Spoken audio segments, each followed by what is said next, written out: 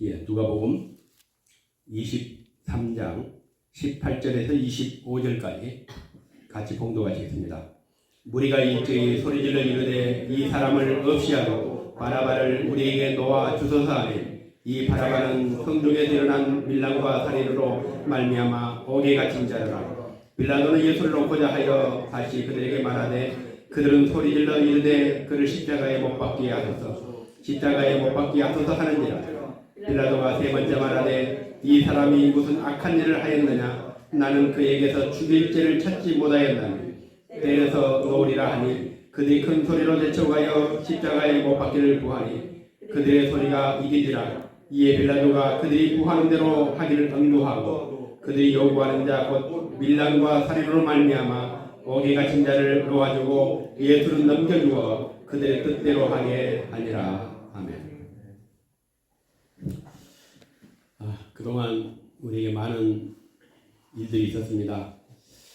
안타까운 일은 이제 우리 장로님 늘 저 뒷자리에 앉아서 예배를 드렸던 모습이 눈에 선한데 참 이제 볼 수 없는 곳으로 가셨다 생각하니까 안타깝게 그지없습니다. 저는 매일 통화를 하면서 요즘에는 이제 교회 일 또 여러 가지 또 선교 사업을 하면서 묻고 싶은 게 참 많아서 아침 눈 뜨면은 장로님을 저는 해야지 하는데 안 계시지, 이런 게 계속 며칠째 있었습니다.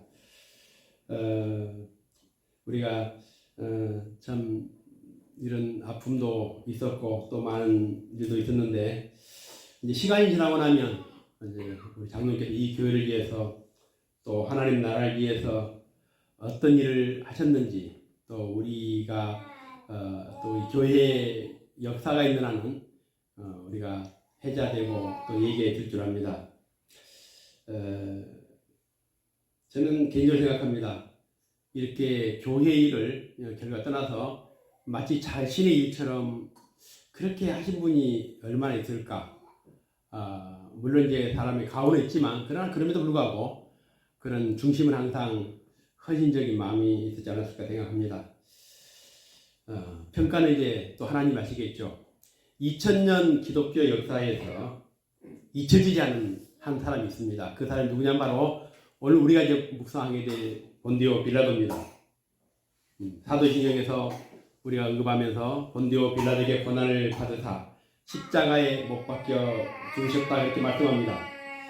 아마 이 세상에 존재하는 어떤 악인도 이처럼 수천 년 동안 잊혀지지 않는 사람은 없을 겁니다. 아무리 흉악범도 몇 년 지나면 다 잊어지고 그 사람이 있었던가 하지만 이 본디오 빌라도는 2000년 전 한 번의 사건 때문에 지금까지 우리에게 기억되고 있는 사람입니다. 처음 신앙생활 하면서 의문을 가졌던 게 사실은 사도신경 할 때 그 사도신경 안에는 이 본디오 빌라도 대신에 예수님을 팔아먹은 가룟 유다라든지 아니면 억지로 예수를 기소했던 그 유대인들, 종교 지도자들, 이런 사람들에 대해서 좀 언급을 해야 되는데 왜 빌라도에 대해서 이렇게 언급을 했을까 의문이었고 또 참 억울하겠다는 생각이 들었습니다. 그래서 이제 천주교에서는 이제 사도신경을 할 때에 본디오 빌라도의 통치 아래에서 고난을 받으셨다 그렇게 좀 말을 좀 바꿨습니다. 우리가 이제 이게 진짜인지 가짜인지는 모르겠지만 이제 그 빌라도 보고서라는 게 있는데 여기 보면 이제 이 빌라도 보고서는 이제 빌라도가 예수님을 재판하기 이전에 예수를 만났던 사건을 기록하고 있습니다. 이제 이 총독이기 때문에 적어도 이제 십자가 이후에 빌라도가 로마 황제에게 보고서를 쓰지 않았을까. 그러니까 이게 전혀 근거 없는 것은 아닌 것 같은데 이 빌라도가 좀 우려하는 마음으로 그 당시에 이제 유대 지도자들이 예수를 죽이려고 했을 때에 빌라도가 예수를 불러가지고 좀 자중을 시키는 나로 하여금 법의 도구가 되지 않도록 좀 각별하게 좀 신중하게 했으면 좋겠다는 그런 조언을 했다는 그런 기록이 있습니다. 그럼에도 불구하고 오늘 이 빌라도는 결국 예수를 십자가에 내어주는 그런 판결을 하게 됩니다. 그 이유는 뭐냐면 이제 만일에 예수를 십자가에 내어줘 놓지 않으면 유대에 폭동이 일어날 것이고 자기가 가지고 있는 이 군대의 힘으로는 폭동을 막을 수 있는 힘이 없었기 때문에 결국에는 이제 유대인들에게 넘겨준 것이라 그렇게 충분히 생각할 수 있을 것입니다. 그런데 이제 그러니까 이 어떤 이 빌라도의 역할이라는 것은 적극적인 그런 역할이 아니고 유대인들에 의해서 어쩔 수 없이 예수를 십자가에 넘겨줘야 되는 아주 소극적인 그런 역할이 아니었을까라고 생각되는데, 이 모든 것을 알았을 초대교회는 사도신경에 마치 빌라도가 예수를 죽인 것처럼 신앙 고백을 하게 됩니다. 그리고 이제 이 복음서 이외의 어떤 곳에도 빌라도가 이 예수를 십자가에 못 박은데 적극적으로 역할을 했다는 것을 기록한 성경을 얻습니다. 이 베드로가 사도행전에서 설교를 하면서 이렇게 말합니다. 너희가 그를 넘겨주고 빌라도가 놓아 주기로 결의한 것을 너희가 그 앞에서 거부하였으니. 그러니까 여기서 보면은 베드로 설교는 빌라도가 아주 적극적으로 예수를 십자가에 못 박은 것이 아니라 오히려 반대로 예수를 풀어주려고 노력했고, 그럼에도 불구하고 너희들이 예수를 십자가에 못 박았다, 이런 뜻으로 베드로가 설교를 하게 됩니다. 그러니까 이 베드로의 설교를 보면 이 주범은 누구냐면 유대인들이고, 어찌 보면은 그 범죄에 이용당한 사람이 빌라도다, 그런 의도로 설교를 한 것 같습니다. 그럼에도 불구하고 왜 초대교회는 사도신경에 본디오 빌라도를 언급하고 마치 본디오 빌라도가 예수를 죽인 주범처럼 그렇게 했는가? 우리는 오늘 이 본문을 통해서 도대체 이 빌라도가 오늘 이 예수님의 재판 과정에서 무엇을 갈등했고 또 어떤 선택을 했는지 우리가 한번 살펴보려고 합니다. 오늘 본문에 보면 예수님은 대제사장과 서기관들에 의해서 체포가 되어온 예수님을 재판하게 되는데, 23장 1절 2절에 보시면은 무리가 다 일어나 예수를 빌라도에게 끌고 와서 고발하여 이르되 우리가 이 사람을 보매 우리 백성을 미혹하고 가이사에게 세금 바치는 것을 금하여 자칭 왕 그리스도라 하더이다, 이렇게 고소를 합니다. 고발합니다. 빌라도에게는 예수님이 굉장히 뜨거운 감자입니다. 유대인들이 예수님을 끌고 오는데 끌고 온 이유가 뭐겠습니까? 오늘 지금 2절에 본 것처럼 백성들을 미혹하고, 두 번째는 가이사에게 세금 바치는 것을 금지하고, 세 번째는 자기가 자칭 왕이라고 했다는 이 세 가지의 이유 때문에 끌고 온 게 아닙니다. 이건 정치적인 이유고, 진짜 중요한 것은 종교적인 것이죠. 종교적인 것 때문에 예수님을 끌고 왔는데 마치 예수가 정치적인 범죄를 저지른 것처럼 이 기소 내용을 그렇게 바꿉니다. 그래서 여기 보면은 가이사를 이제 백성들을 미혹하는, 다시 말하면 이 소요나 이런 여러 가지 그 폭동을 일으키도록 하는 그런 죄를 지었다는 것이죠. 또 두 번째는 이제 가이사에게 세금 바치는 걸 금지했다는 것, 로마에 대해서 오늘 반역을 일으킬 만한 그런 반역의 죄가 될 만한 그런 문제일 수 있습니다. 그리고 또 분명히 로마의 황제가 있고 또 로마의 분봉왕이 있음에도 불구하고 자기가 직접 왕이라고 했기 때문에 이건 역시 또 정치적인 큰 범죄가 될 수 있습니다. 이런 죄로 인해 가지고 예수님을 끌고 오게 됩니다. 그런데 이 고문에 보면 노마는 이스라엘을 어찌 보면은 어떤 정치를 이원화시켰습니다. 그러니까 왕의 통치를 받는 게 아니라 한쪽은 총독으로부터 통치를 받게 하고, 또 갈릴리나 베레아나 이런 데는 또 직접 헤롯 왕을 세워가지고 통치하도록 했습니다. 그러니까 어찌 보면은 일원화된 것이 아니라 정치가 좀 이렇게 나눠져 있는 그런 상황이었습니다. 이 갈릴리를 통치했던 헤롯이 누구냐면 그의 할아버지 때 줄리어스 시저를 도와가지고 큰 공을 세웠던 사람입니다. 원래 이 헤롯은 가문이 유대인이 아닙니다. 유대인이 아님에도 불구하고 이 로마 황제가 그의 할아버지 때, 아버지 때 그 이스라엘 통치하는, 에돔 통치하는 그런 그 왕권을 부여해 준 겁니다. 그리고 이제 헤롯 대왕이 죽은 다음에 이제 그 아들이 세 분파로 나눠서 이제 갈릴리, 특히 굉장히 중요한 게 뭐냐면 예수님이 갈릴리 사람이기 때문에 갈릴리 쪽에는 헤롯 안티파스라는 헤롯 대왕의 아들이 통치를 했습니다. 그런데 이제 그 헤롯 가문은 굉장히 그 뭐랄까요, 잔인합니다.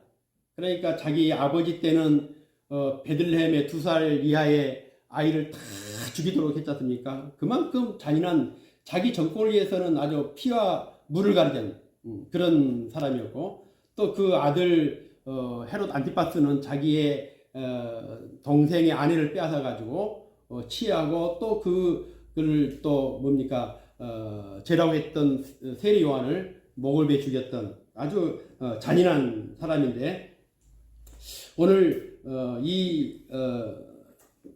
그 헤롯과 빌라도는 이제 지역이 다릅니다. 빌라도는 예루살렘을 통치하고 있었고, 헤롯은 갈릴리 베레아 쪽을 통치하고 있었습니다. 그런데 이 두 사람의 역할이 서로 다르죠. 정통 유대인이 아닙니다. 둘 다 이방인들이고, 한 사람은 로마 사람이고.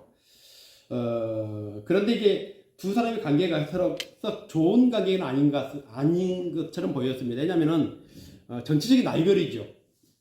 서로 이제 지역은 다르지만 그래도 로마의 황제의 총애를 얻어야만 되는 것이기 때문에 아마 서로 정치적인 라이벌 관계로서 관계가 좋지 않았는데, 12절에 보니까, 2참의 12절에 보니까 헤롯과 빌라도가 전에는 원수였으나 당일에 서로 친구가 되니라, 이렇게 말씀합니다.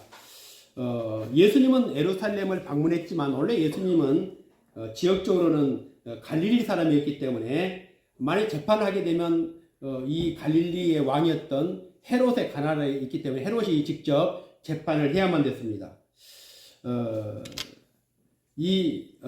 헤롯이 사실은 재판을 해가지고 예수를 얼마든지 뭐 처형도 할 수 있고 또 재판할 수 있었지만은 그렇게 하지 못했던 건 뭐냐면, 얼마 전에 헤롯이 누굴 죽였냐면 세례 요한을 죽였습니다.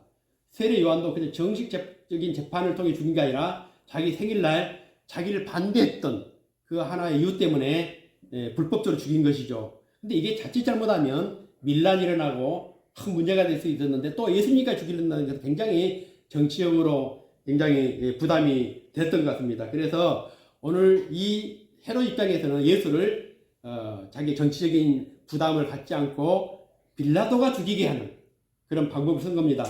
그때 이제 6월째 예수님께서 예루살렘을 방문했고, 그때 또 헤롯도 마치 예루살렘을 방문하게 됩니다. 그리고 이 두 사람이 만나게 됩니다. 만나서 그 전까지만 해도 둘이 서로 원수였지만 둘이 이제 그날 서로 화해가 되고 친구가 되었다는 겁니다.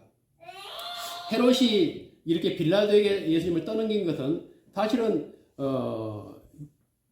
사람을 죽일 수 있는 권한은 총독밖에 없었습니다. 총독이 정식적인 재판을 통해서 이제 처형할 수 있었는데, 산헤드린 공회나 이런 종교적인 그런 조직들은 종교적인 죄만을 처벌할 수 있었지 이 정치적인 문제 개입을 못했기 때문에 어쨌든 빌라도의 도움이 필요했습니다. 그래서 아마 헤롯이 빌라도를 설득하지 않았을까. 그러니까 이 헤롯은 3대째 어찌 보면은 정치 가문 아닙니까? 그래 굉장히 노련했을 것이고, 또 한참 의욕에 불타있는 이 빌라도를 잘 설득해서 예수를 기도하고 또 처형하게 만드는 일에 굉장히 공을 들였지 않았을까 됩니다. 그래서 이제 이 헤롯 입장에서는 빌라도가 필요했고 잘 설득이 된 것 같습니다. 내부적으로는 종교적인 이유지만은 어쨌든 이 종교적인 이유로 사람을 죽일 수 없으니까 이제 정치적으로 몰아서 음모를 꾸밉니다. 그래서 오늘 우리가 본 것처럼 백성들을 미혹하고 또 가이사에게 세금 바치는 것을 금하고 또 자칭 자신을 왕이라 했다. 이렇게 해서 기소를 하게 됩니다. 이렇게 이 빌라도의 기소를 하는데 종교적인 이유는 싹 빼버리죠. 그러니까 사도의 행전에 보면은 이 바울을 기소할 때도 종교적인 이유가 아니었습니다. 백성들을 미혹하는 자라고 이렇게 하면서 또 바울을 기소합니다.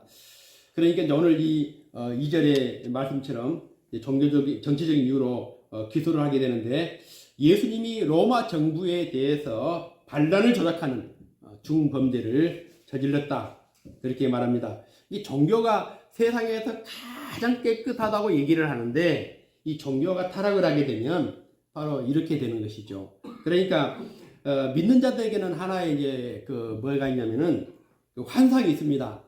우리가 이 소수가 기독교인들이 교회 이제 신앙을 하게 되면 어찌 보면 이제 세상으로부터 핍박과 박해나 고난과 여러 가지 불법적인 많은 그런 이 타락을 받게 되지 않습니까? 그러니까 이제 교회가 힘을 갖기를 원합니다. 그래서 세상 법을 자주하고 세상 권력을 갖게 되고 이제 그렇게 된다면 얼마나 좋겠습니까? 그런데 사실은 이게 영원한 우리의 어떤 그런 희망상이 아니라 구약에도 보면은 제사장이 통치하고 선지자가 통치하고 왕이 하나님의 기름 부어 세워지고 그런 시대가 있었지만은 그런 힘을 가졌던 교회가 결국 거룩해져 본 적이 없습니다. 참 아이러니죠. 어찌 보면은 가장 핍박받고 고난받은 교회가 가장 거룩하고 정결한 교회로서 우리가 역사에서 볼 수 있었지만은 교회가 힘을 갖게 되는 그런 시대를 보면은 교회가 한 번도 그렇게 본 적이 없는 것이죠. 이제 우리 한국 교회가 좀 어찌 보면은 거꾸로 가고 있는 것이죠. 우리 이 기독교라는 것은 가장 중요한 게 뭐냐면은 바로 생명을 구원하는 일이죠.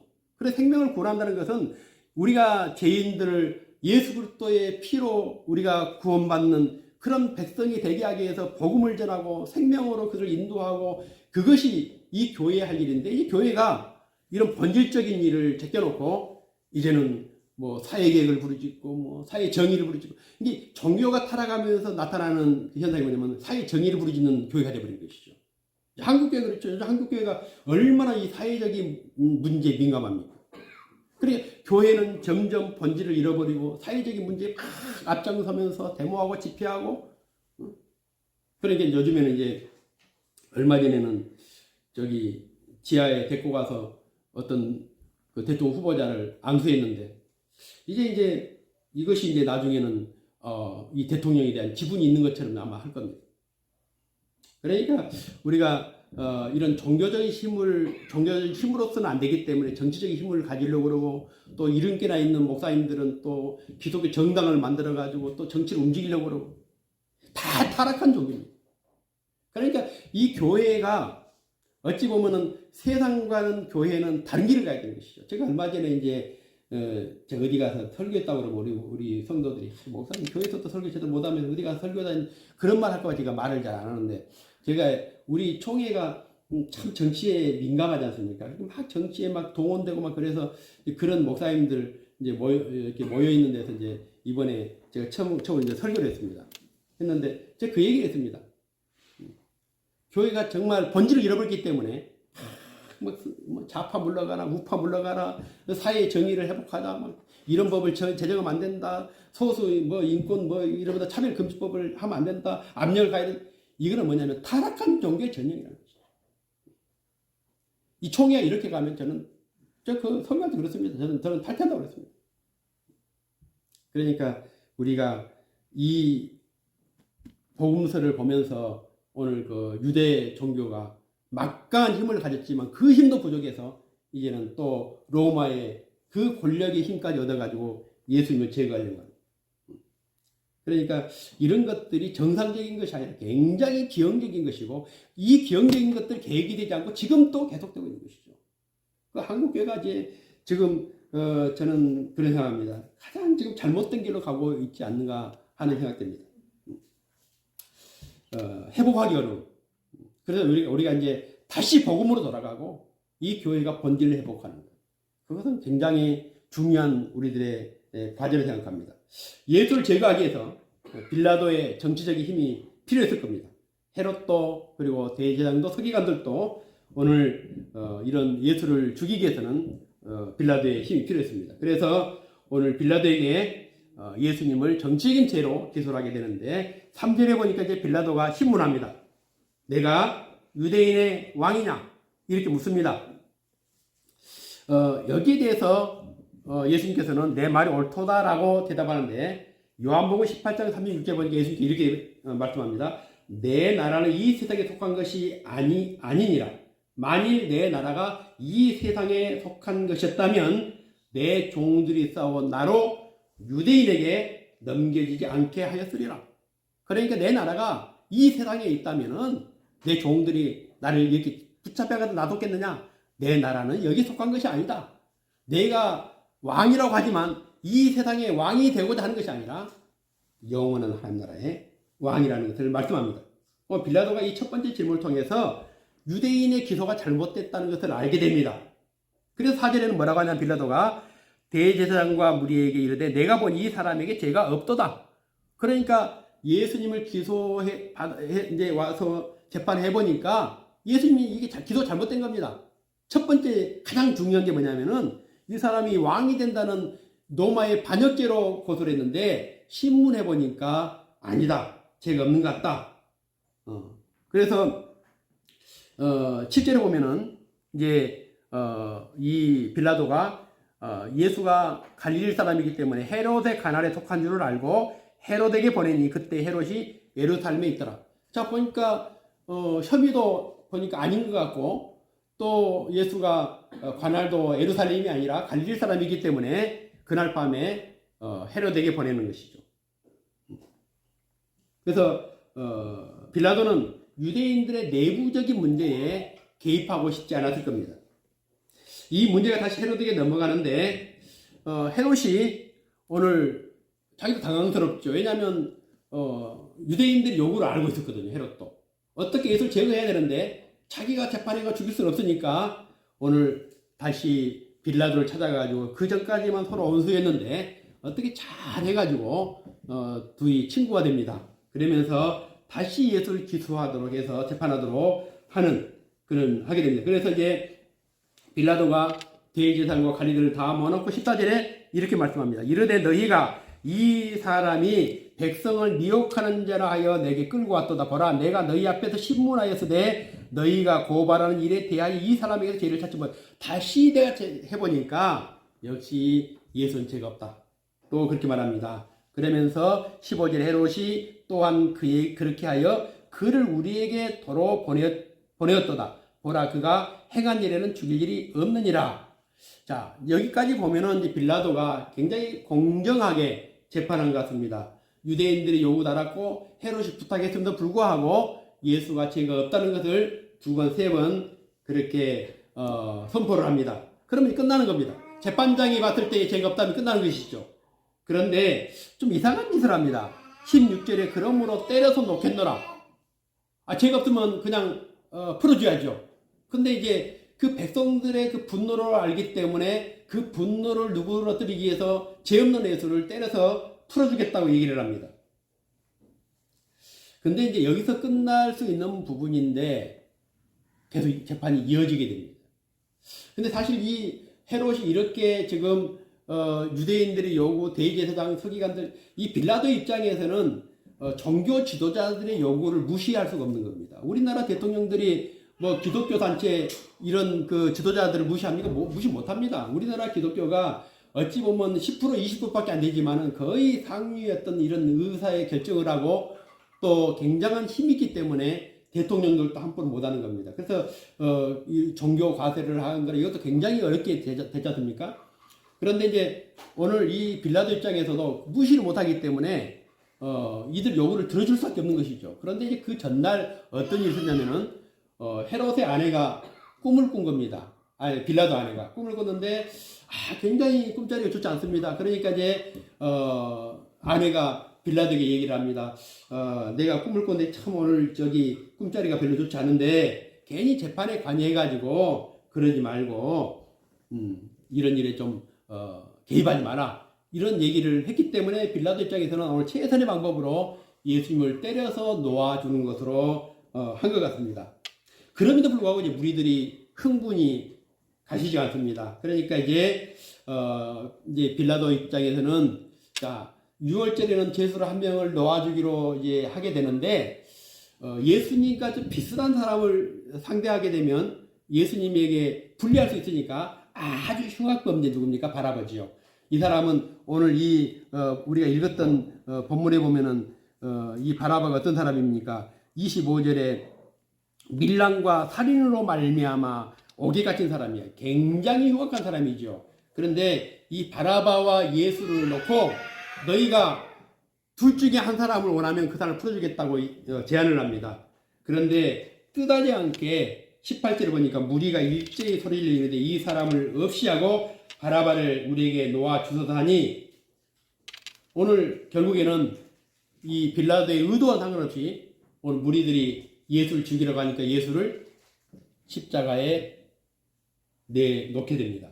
오늘 이 본문도 이 빌라도의 모습은 굉장히 안타깝죠. 그리고 참 측은하죠. 어떻게든 예수를 죽이지 않으려고 했고, 또 죄가 없다고도 설득했고, 또 매를 때려서 그냥 적당하게 그냥 무마하려고 했음에도 불구하고 결국에는 예수를 그들에게 내어줍니다. 이 빌라도의 끊임없는 갈등하고 또 갈등합니다. 그러나 결국에는 예수를 죽이는 것으로 선택을 하게 됩니다. 이 재판은 어찌 보면 가장 희한한 재판이죠. 재판장이 분명히 죄가 없다는 것을 알면서도 결국에는 예수를 죽이는데 동의하고 내어줍니다.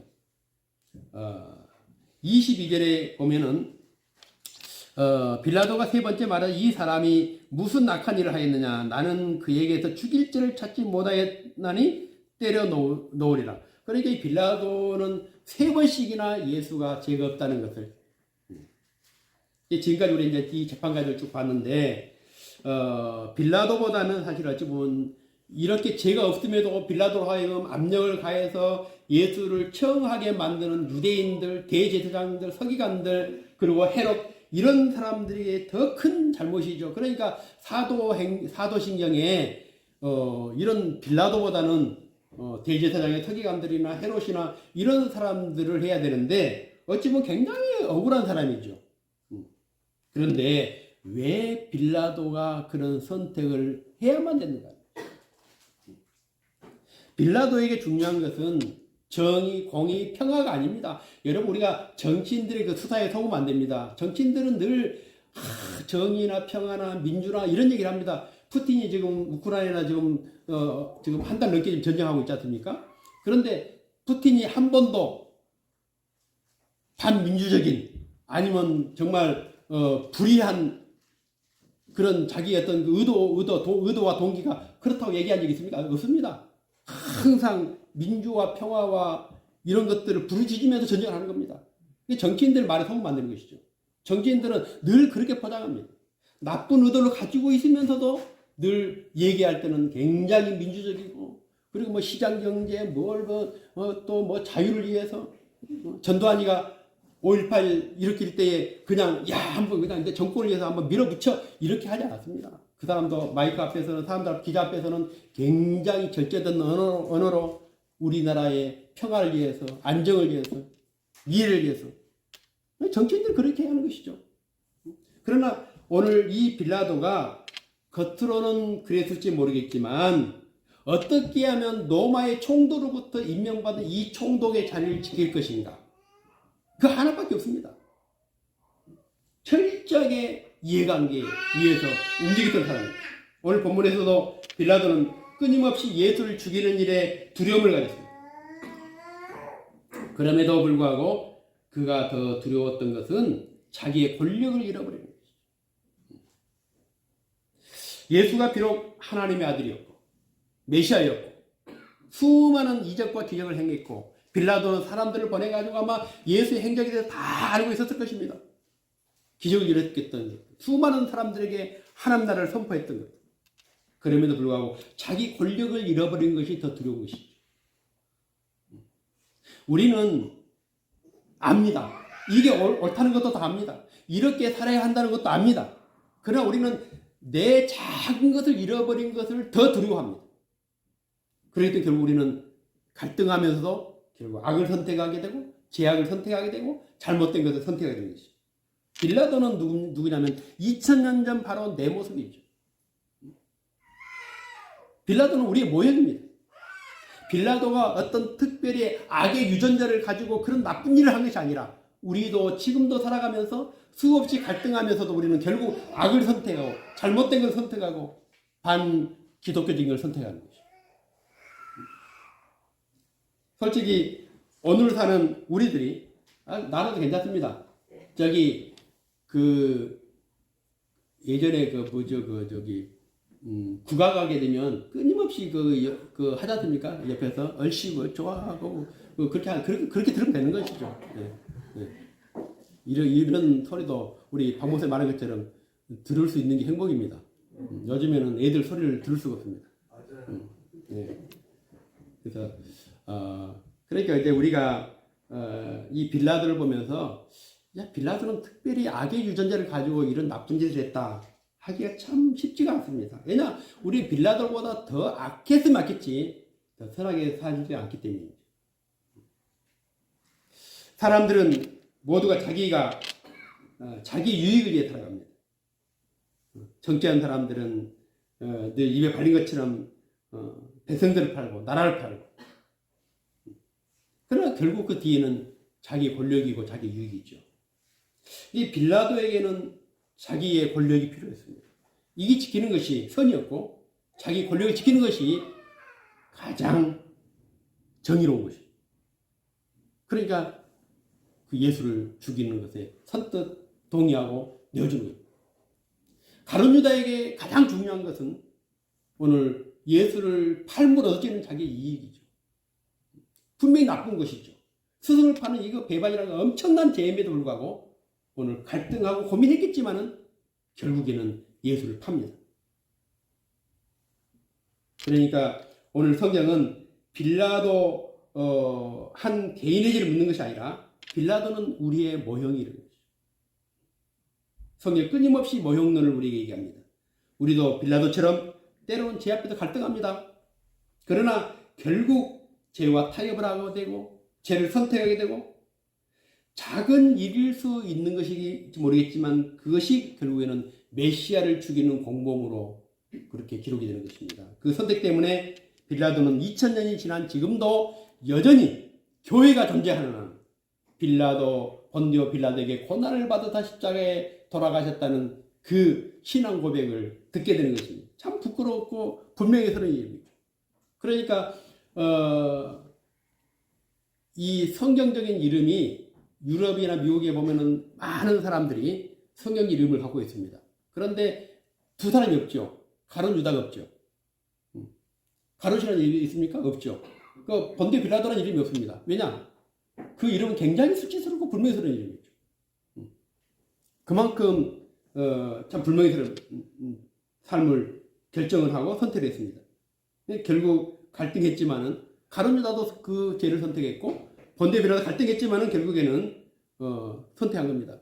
우리가 지난 2, 3년 동안 우리가 우리 교회 쭉 그 역사를 보면은 참 안 그래야 됨에도 불구하고 갈등을 했겠죠. 그러나 결국에는 교회나 또 하나님 나라나 또 그 하나님의 일에 반하는 그런 결정을 하게 되고 선택을 하게 되고 따라가게 되고 타협을 하게 되고 얼마나 그런 것을 많이 봤습니까?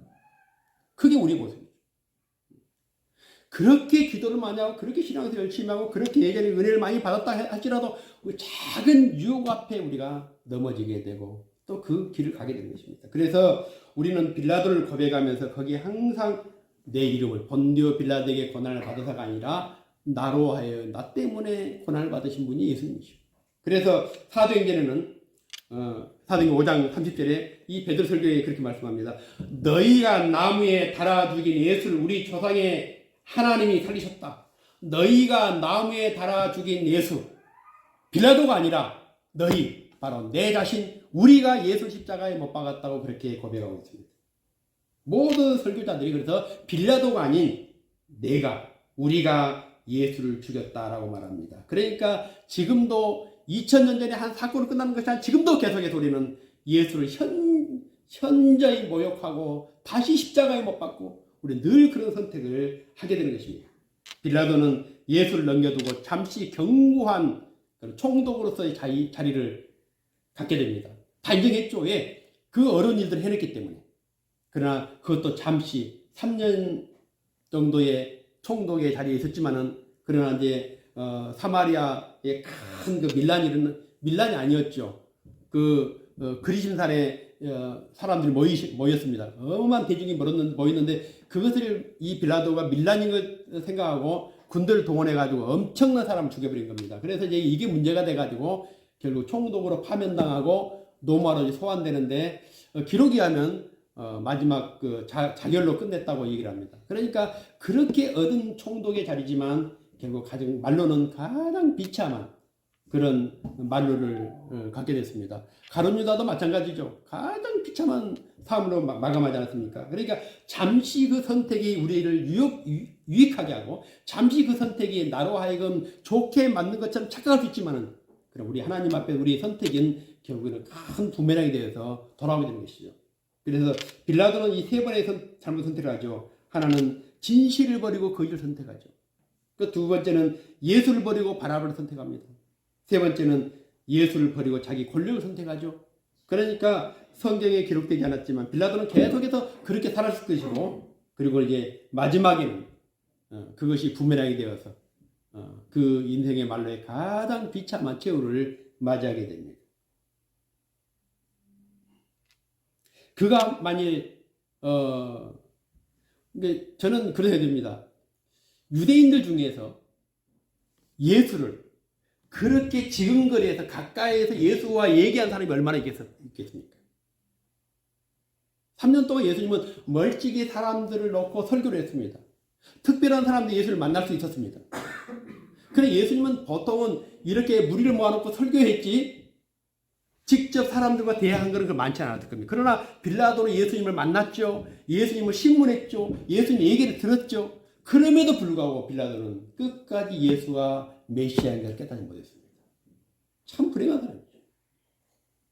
어떤 사람은 단 한 번 예수님을 스쳤음에도 불구하고 예수를 자기의 메시아로 고백하고 예수를 믿고 예수의 제자가 됐고 예수를 위해서 목숨을 바쳤던 사람들 얼마나 많습니까? 그럼에도 불구하고 이 빌라도는 그렇게 남이 갖지 못한 그 엄청난 기회를 가졌고 예수를 만났음에도 불구하고 오늘 그는 그 갈등 속에서 최후의 비참한 최후를 맞이하게 됩니다.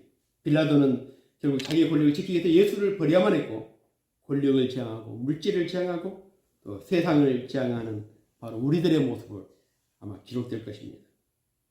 로마서 6장 23절에 우리를 이렇게 말씀합니다. 썩어지지 아니하는 하나님의 영광을 썩어질 사람과 새와 짐승과 기어다니는 동물 모양의 우상으로 바꿨다.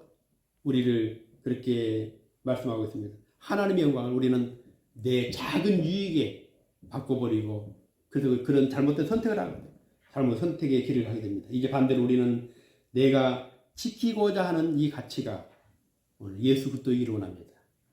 그래서 갈등할 수 있지만 우리는 늘 옳은 것으로 거룩한 것으로 하나님의 것으로 하나님의 영광을 위해서 우리가 선택하고 나가기를 원합니다. 아멘. 예수를 버린 선택이 아니라 날마다 예수를 더 강하게 붙드는 믿음의 선택이 되기를 주의 이름으로 축원을 드립니다. 기도드리겠습니다. 좋으신 아버지 하나님, 빌라도는 잘못된 것임을 알면서도 그 길을 갔습니다. 가룟 유다도 후회하고 또 후회했지만 스스로 목숨을 끊을 만큼 잘못된 것임을 알면서도 그것을 선택했습니다. 우리는 매일 선택을 합니다. 그러나 우리의 연약함 때문에 잘못된 선택을 하고 살아갑니다.